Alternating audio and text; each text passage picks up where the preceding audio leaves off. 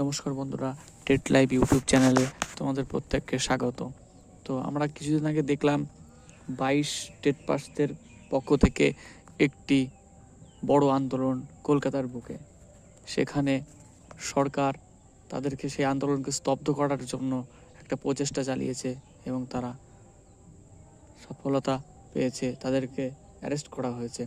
তো সেখানে হাজার হাজার ছেলে উপস্থিত হয়েছে তাদের হকের লড়াই, অধিকারের লড়াই বুঝে নেওয়ার জন্য।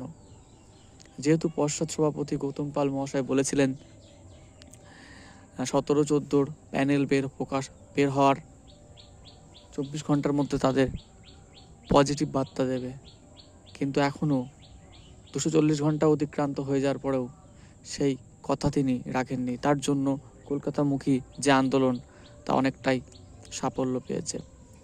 তো 22-এরই আর একটা সংগঠন অ্যাসোসিয়েশনের পক্ষ থেকে